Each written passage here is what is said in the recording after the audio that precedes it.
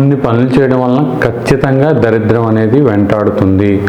ఆ పనులు ఏంటి అంటే, మీరు ఏ వారం అయితే పుడతారో, సోమవారం పుట్టారో, మంగళవారం పుట్టారో, బుధవారం పుట్టారో, ఆ వారం రోజున తలస్నానం చేయకూడదు. ఆ రోజు తలస్నానం చేయడం అస్సలు మంచిది కాదు. రెండో విషయం ఏంటంటే, భార్య శుభ్రంగా ఆరోగ్యంగా ఉన్నప్పుడు ఆవిడ తిన్న ఎంగిలి కంచాన్ని మీరు తీయడం. ఆవిడ ఒంట్లో పోకపోతేనో వేరే కారణం లేకుండా ఆవిడ శుభ్రంగా ఉన్నప్పుడు కూడా మీ చేత ఎంగిలి కంచాన్ని తీయించిందంటే ఆ ఇంట్లో దరిద్రం వచ్చేస్తుంది.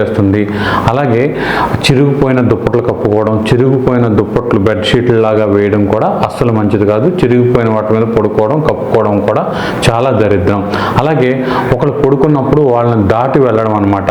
అలా పడుకుంటే మీరు అటొక్కాలు ఇటొక్కాలు వేసేసి దాటి వెళ్ళడం అస్సలు మంచిది కాదు. దాని వలన కూడా అష్టదరిద్రాలు వస్తాయన్నమాట. ఇక దీంతో పాటు భోజనం చేసిన తర్వాత స్నానం చేయడం అస్సలు మంచిది కాదు. దీనివల్ల కూడా దరిద్రం వెంటాడుతుంది. ఇక ఐదో విషయం ఏంటంటే, సూర్యాస్తమైన తర్వాత ఎట్టి పరిస్థితుల్లోనూ తులసి చెట్టును ముట్టుకోకూడదు. తులసి చెట్టు ఆకులు కొయ్యకూడదు. ఇలా కోస్తే కూడా అష్టదరిద్రాలు వచ్చే అవకాశం ఉంటుంది.